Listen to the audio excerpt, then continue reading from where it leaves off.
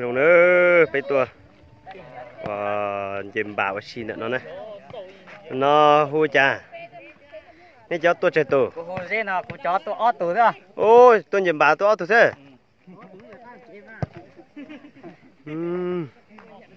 tôi dìm bảo đấy chút liệt kho ở đây bỏ nó nè chứ liệt bây giờ xanh giờ sẽ dùng chả nè giờ thì bây theo lợi là chỉ giờ cũng giờ chỉ tàu thay hay giờ lấy chân giờ mà thay rồi nên sai nè bà xe nè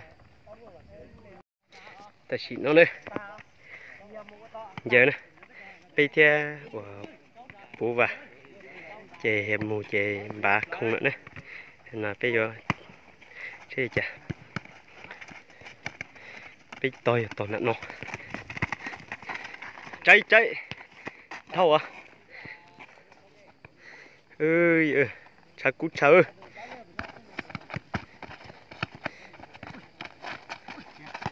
cha cút cha ơi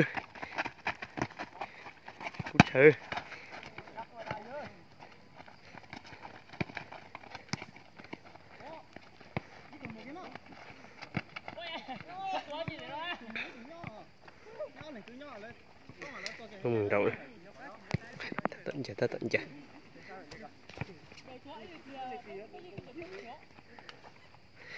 bây giờ phát tua lại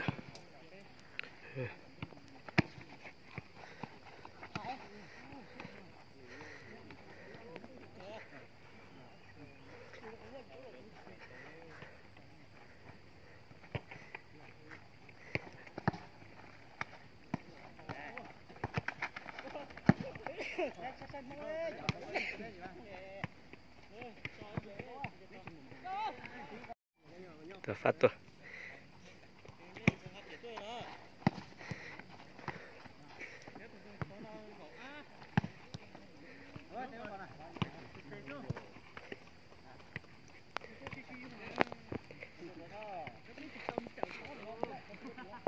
phan đặt tua thay nợ bể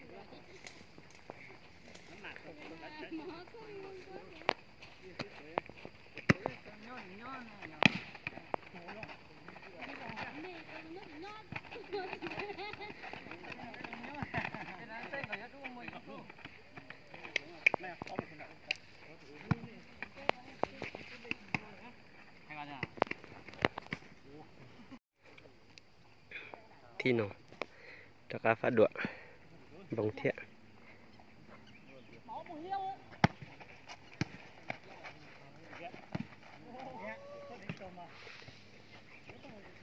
xe sầu số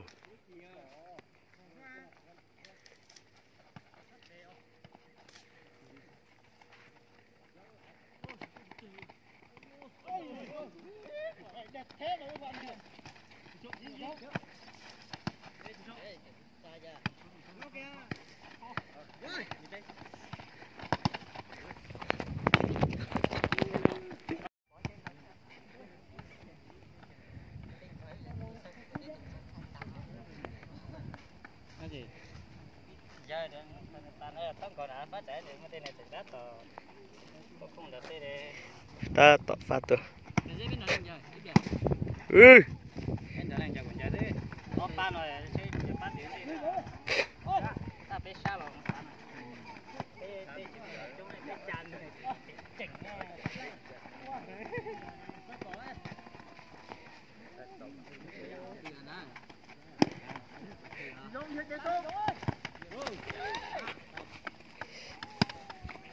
lên bia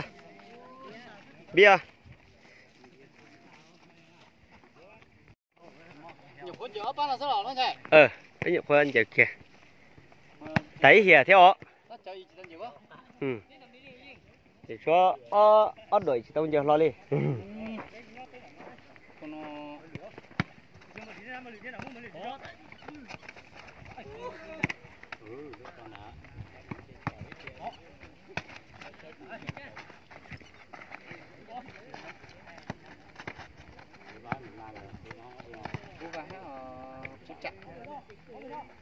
con nó chỉ ở ba tuần giờ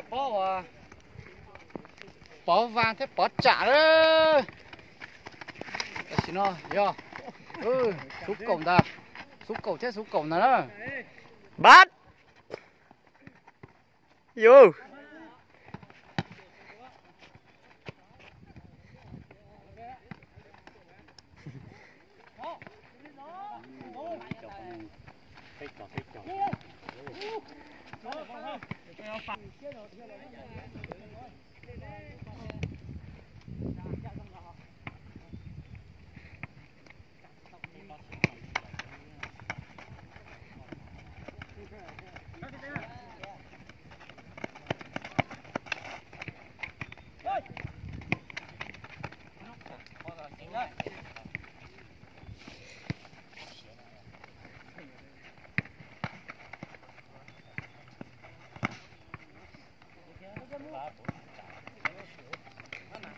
mà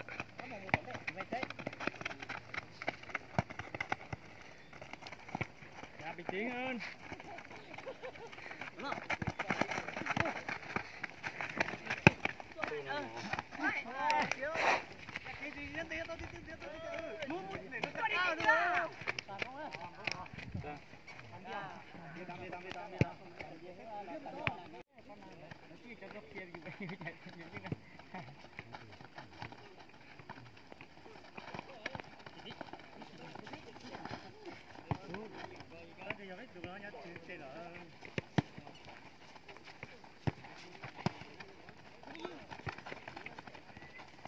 vô có chỉ cho cái lúc cò to hả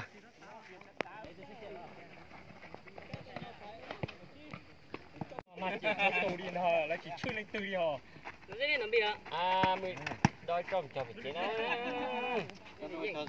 Có cho con chân một mốt thì tí chúng tàu luôn. Chỉ cho tôn ta đi à. Dạo luôn. Đã có chứ à. ta to giờ vô tay ta xì đấy nó Cho cột xá chứ ai, cho chứ ơi. À, như thế giờ xếp thế. Chỉ có lấy một thân đó thì thân giá nè. Dạ, lấy ra thì Xem nó à. Nó muốn nó à. vô tôi chỉ tay lúc cò ta xì nó đó ta toàn dùm bà mong mà giờ hành cha ơi dùm bà tín năn tiền nào đấy Nó hắn chua bể thì không có cả chỗ coi bể nó. lúc cha nó giờ chơi và lấy tôi huấn luyện ta chỉ mong muốn dùm bà thế nào đấy dùm bà ơi linh nó này khó nếp bọn nó giờ cho nên nó giờ cho bố vào thế cho cây mình làm ta tọ giờ nữa chỉ tao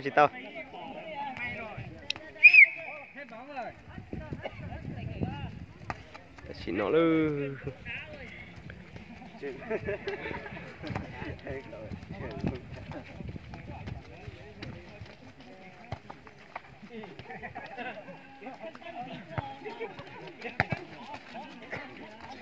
cho nó rất là cũ đó mới chỉ chấp lời Nè nhót đế tầm ơi. ta toàn giờ đó quay rồng rồi nè nè nôm lối ít từ chứ chả trông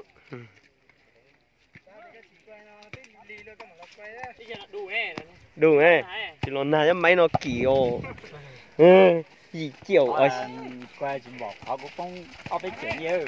tiệt sát chiêu điều chị Nó cho ba lên giờ nó thằng không biết đón tên làm như vậy kìa. lấy hụp phụ cao tuần đây Thế thôi đi tốt sao?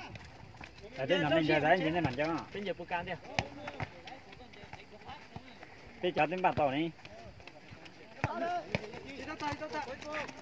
ta tổ chỉ còn chỉ thấy mà mới tính cho thế lúc chán là giờ nôm lúa lại sao mà chiếc cũ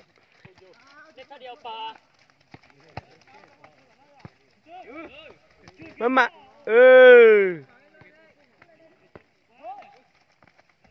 chả no giờ mới chỉnh chào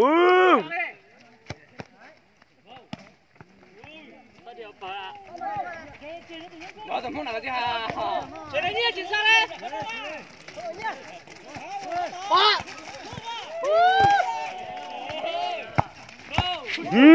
cú tiếp bắt thấy hú á hả chị phê thế nào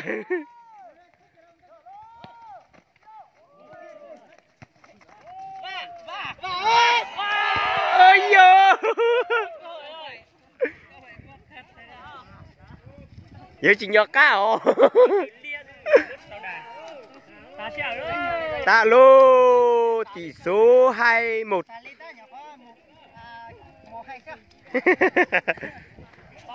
tao vô vô đi co thế luôn ta chỉ nó chờ uốn để nó phú và thia để uốn để nó phú cả để lấy ta tọ một trận mạnh phải ui vô